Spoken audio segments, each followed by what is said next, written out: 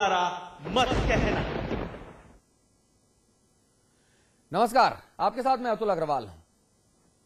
सरकार नई नई सुविधाएं देती है ताकि जनता को उसका फायदा हो सके, जनता को राहत मिले, उनकी समस्याएं कम हो, जिंदगी खुशहाल हो सके। लेकिन अगर सुविधाओं का लाभ पाने वाली जनता ही मनमानी करने लगे, सुविधाओं का बेजा इस्तेमाल करने लगे, मन मुताबिक सरकारी सिस्टम को चरमराने लगे, तो भला सरकार फिर करे तो करे क्या? अब आप खुद देखिए, अखिलेश यादव सरकार ने एक शानदार योजना बनाई। 108 108 नंबर आप डायल करें, एम्बुलेंस आपके घर आ जाएगी। 108 एम्बुलेंस सेवा यूपी में शुरू हो गई। लेकिन इस सुविधा का वाजिब लाभ लेने के बजाय लोग इसे मुफ्त की पैसेंजर गाड़ी की तरह इस्तेमाल करने लगे, और कुछ ऐसा ही हाल हुआ 1090 सेवा का। अब ऐसे में कोई सवाल करे तो किससे करे भाई? क्योंकि सरकार या प्रशासन से सवाल करना, उन्हें बुरा भला कहना बहुत आसान होता है। हम भी कहते हैं, आप भी कहते हैं। लेकिन अब जब आप लोग ही, जनता ही मनमानी पर उतारू है, तो सवाल कौन करे और जवाब किससे मांगा जाए? और सरकार क्या करे? सरकार ने नियम बनाए, सरकार ने सुविधाएं देने की कोशिश की आपको। अब आप लोग उस सुविधाओं का तमाशा करें तो आपकी समस्या। बहरहाल हम इस मुद्दे पर बात करेंगे। अमिताभ अग्निहोत्री जी हमारे साथ हैं दिल्ली में, राम आश्रय कुशवाहा जी हमारे साथ हैं, आप कैबिनेट मंत्री का दर्जा प्राप्त सभा के राष्ट्रीय महासचिव हैं, मुलायम सिंह जी की कोर टीम के महत्वपूर्ण सदस्य हैं, अशोक सिंह साहब हैं, आप कांग्रेसी नेता हैं। आप सभी लोगों से एक एक करके इस मुद्दे पर हम बातचीत करेंगे और ये जानने की कोशिश करेंगे कि कैसे बेजा इस्तेमाल हो रहा है जी। तो अगर सूत्रधार की बात की जाए तो मऊ जिले में आए दिन ऐसी घटनाएं देखने को मिल रही हैं जहां लोग 108 नंबर की एम्बुलेंस सेवा का गलत इस्तेमाल कर रहे हैं। किसी को रेलवे स्टेशन जाना है तो एम्बुलेंस बुला ली, किसी को शॉपिंग करने जाना है तो एम्बुलेंस बुला ली। अरे भैया, कोई शराबी अगर सड़क पे है और शराब पी के नशे में लड़खड़ा रहा है तो भी 108 नंबर डायल कर लेता है, कहता तबीयत खराब हो गई, घर तक छोड़ देना। ऐसे में जिन लोगों के लिए सेवा शुरू की गई उनकी बारी आ ही नहीं पाती।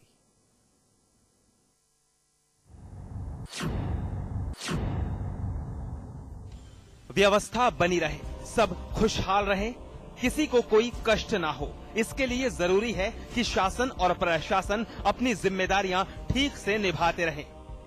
लेकिन अनिवार्य शर्त यह है कि जनता भी अपनी जिम्मेदारियों को समझते हुए सुविधाओं का सही उपयोग करे, नहीं तो अच्छी से अच्छी व्यवस्था को मजाक बनते देर नहीं लगती, जैसे 108 एम्बुलेंस सेवा का बनता जा रहा है। उत्तर प्रदेश के मुख्यमंत्री अखिलेश यादव ने एक शानदार पहल करते हुए सूबे में 108 एम्बुलेंस सेवा शुरू की। मुराद थी कि लोग इमरजेंसी में इसका इस्तेमाल करें, जिससे लोगों की जानें बच सकेंगी और उनका सही इलाज हो पाएगा। लेकिन चंद महीने ही गुजरे और ये एम्बुलेंस पैसेंजर गाड़ी बन गई। एक जने आए और जब डॉक्टर साहब कहे कि भैया आप देखें, क्या देखेंगे क्या, मैं मरीज थोड़ी हूँ। क्योंकि तो क्यों आए हो? क्या मुझे ट्रेन पकड़नी थी, सवारी मिल नहीं रही थी। देखिए मेरे टैक्सी सामान है, मेरी बीवी, मैं जा रहा हूँ ट्रेन पकड़ने, मुझे दिखाना उखाना थोड़ी है, और चले गए। दरअसल बाकी जिलों की तरह मऊ को भी 108 सेवा की सौगात मिली, लेकिन लोगों ने इसका बेजा इस्तेमाल करना शुरू कर दिया। रेलवे स्टेशन जाना हो या मार्केटिंग का मूड हो या फिर किसी निजी अस्पताल जाना हो, जिसे मन आया नंबर डायल किया और एम्बुलेंस में बैठकर निकल पड़े मुफ्त की यात्रा में। नाम पर जो है भाग खड़ा होता है, तो जो है समाचार पत्रों के माध्यम से हमको पढ़ने को मिला। तो हम लोगों ने सोचा कि अगर इसी तरह की घटना होती रही बार बार, तो वास्तविक जो मरीज हैं या कोई भी एक्सीडेंटल केस हो, रतनपुरा में ही ले लीजिए, आज आए दिन जो एक्सीडेंट होता रहता है, और किसी भी ड्राइवर को 108 पर फोन किया जाएगा तो वो यही समझेगा कि कहीं उसी तरह का वो ढोंगी तो न हो। ऐसी घटनाएं यहाँ आए दिन होती रहती हैं, लेकिन मुश्किल ये है कि कॉल आने पर सेवा देने जाना ही पड़ता है। वो अपने स्तर पे तो उसको नहीं मना कर सकता ना, नो डायग्नोज कर सकता है। वो पेट में दर्द बता रहे हैं तो उसको लेके आना ही आना है। ऐसे में संभव है कि जो वास्तव में पीड़ित हैं वो सेवा से महरूम रह जाएं। कुछ जगह पे ऐसा है जहाँ पे वो सीरियस नहीं है जी, फिर भी वो फोन कर ले रहे हैं जी। तो उस केस में हमें तो ऊपर से है कि अगर 108 से फोन आता है तो हमें जाना है, बिल्कुल। अब वहाँ पे लेके गए हम डिस्ट्रिक्ट हॉस्पिटल या कहीं पे भी, तो वो कहते हैं ये मरीज सही है जी, फिजिकली हम लोग ये डिक्लेयर नहीं कर सकते हैं कौन सा मरीज बहुत ज्यादा सीरियस है और कौन सा ज्यादा तबीयत खराब है जी। तो हमारी यही अथॉरिटी दी गई है कि आपको पेशेंट जो भी आपको फोन आता है वो आप लेके जाइए। इन सब का एक और पहलू है, वो ये कि हर बात पर भ्रष्टाचार का रोना रोने वाली जनता खुद ही अपनी हरकतों के जरिए एक भ्रष्टाचार को शह दे रही है। क्योंकि अगर इन एम्बुलेंस का इस्तेमाल पैसेंजर गाड़ी की तरह ही होने लगेगा, अजी ये नुस्खा तो इन गाड़ियों के ऑपरेटर भी आजमा सकते हैं।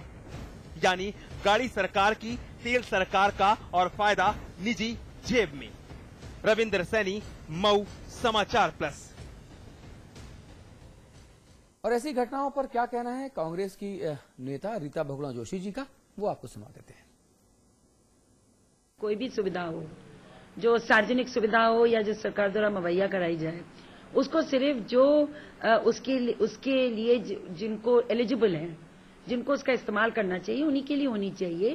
क्योंकि अगर हम इस तरह का खेल करेंगे कि हम मरीज के बजाय हम बुलाकर और उसको अपने निजी इस्तेमाल में लेंगे, तो ये गलत है। चलिए चर्चा आगे बढ़ाते हैं। अशोक सिंह जी, शुरुआत में आपसे करूंगा। हम और आप लगातार सरकार की कमियों को, खामियों को उजागर करते हैं। आप सदन के भीतर करते हैं, हम लोग सदन के बाहर आप लोगों के जरिए अलग अलग माध्यमों से, अपने जनसंचार माध्यमों से, अखबारों से, चैनल के जरिए करते हैं। यहां तक तो ठीक है, सरकार कई बार सुनती है, कई बार मानती है। राम आश्रय जैसे हमारे जो भद्र राजनेता हैं, ये चीजों को ईमानदारी से स्वीकारते हैं और करते भी हैं। कई बार ऐसा नहीं होता। बड़ा सवाल यह है, ऐसे केस में सरकार क्या करे जहां जनता ही सिस्टम की ऐसी की तैसी करने में लगी हो।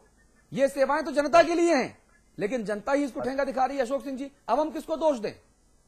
अतुल जी, सरकार इस पर गंभीरता से तय नहीं कर पा रही है। दिक्कत यह है कि आपको पिछली सरकारों की नक्शे कदम पर यह सरकार चल रही है, क्योंकि केंद्र सरकार ने 3000 करोड़ रुपया दिया था गरीब जो गांव देहातों में एम्बुलेंस पहुंचाई जाए और उनका सुचारू रूप से आम आदमी को इलाज मिल सके।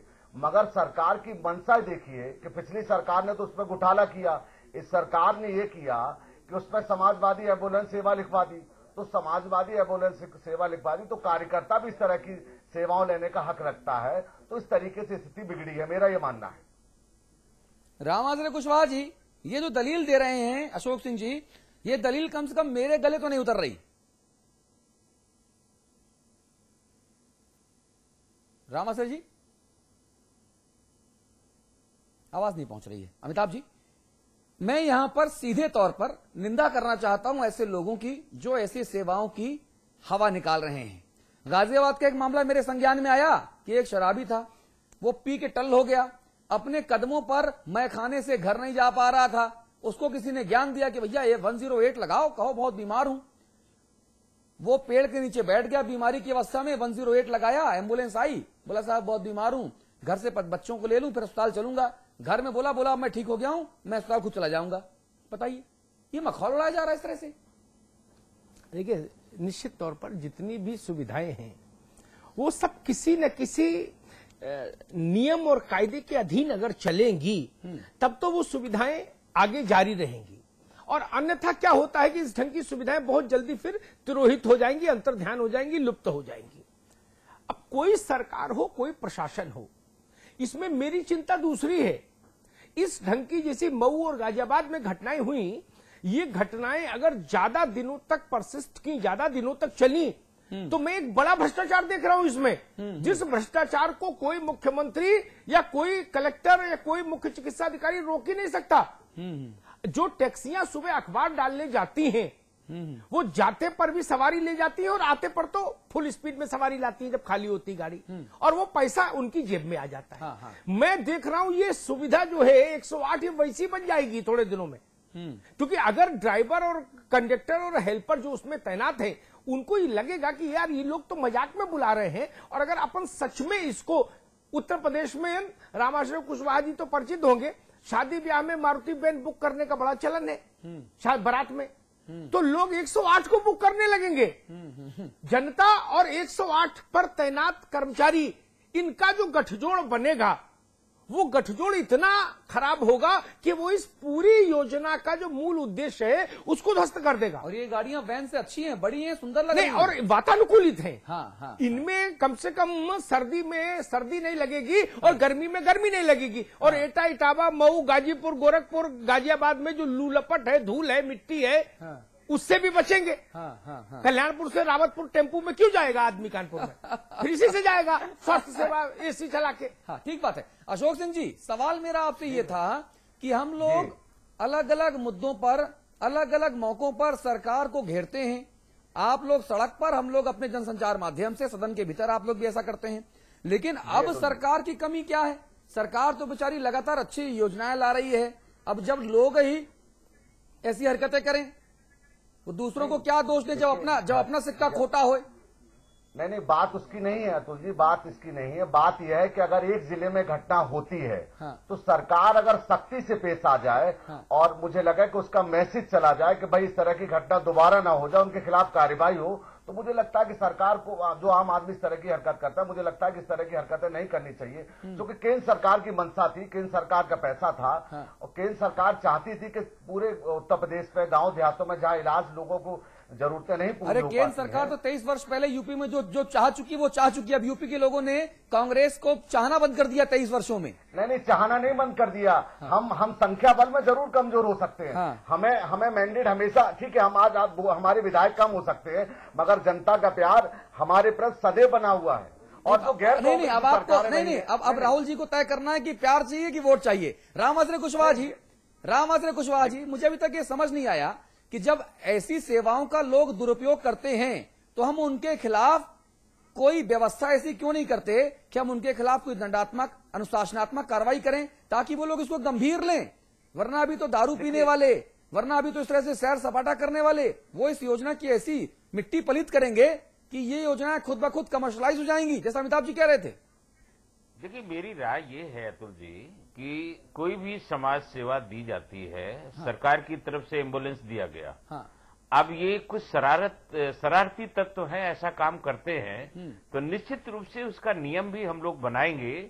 जिस तरीके से चेन पुलिंग किन्हीं कारण से ही करेगा आदमी, यदि चेन पुलिंग ट्रेन में किसी कारण खास के न होने से चेन पुलिंग कर दिया तो उसको दंडित कर दिया जाएगा। उसी तरीके से 108 नंबर डायल करने के पहले आदमी को सोचना पड़ेगा कि यदि हम 108 नंबर डायल कर रहे हैं और कोई खास कारण ऐसा नहीं है जो मानक में बीमारी आती है जिसमें आपको एम्बुलेंस बुलाना है, और 108 नंबर आपने डायल कर दिया और वो मानक में बीमारी नहीं आती है, तो निश्चित रूप से उसके ऊपर फीस चार्ज किया जाएगा और नहीं, आर्थिक रामाश्रय जी, दंडित किया जाएगा। आपकी बात बिल्कुल सही है, आपकी नीयत पर मुझे शंका नहीं है, लेकिन ये लागू कैसे होगा मुझे उस पर शंका है। भाई अगर मैं अपने गांव में जा रहा हूं, खेत से हल लेके वापस आ रहा हूं, अब मुझे क्या पता कि जो आपके मानक हैं उन मानकों में अचानक मुझे चक्कर आकर गिर पड़ना शामिल है या नहीं है।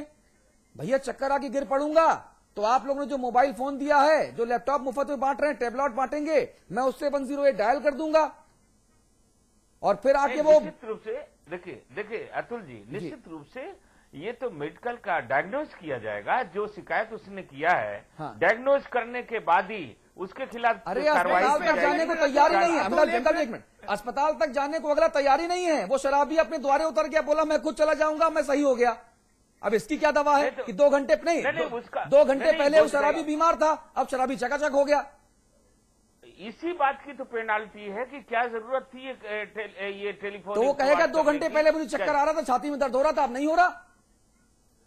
इसका न अपना क्या ऐसा है, नहीं, कोई न कोई तरीका ऐसा बनाना पड़ेगा, नहीं वाकई 108 नंबर की सेवाएं मजाक बन करके रह जाएंगी। रामाश्रय जी, उत्तर प्रदेश में तो छोड़िए, दिल्ली और मुंबई में भी अभी कोई तरीका संभव नहीं जो ये बता दे कि ये बीमारी सही थी या नहीं थी। ठीक बात, कोई तरीका संभव नहीं।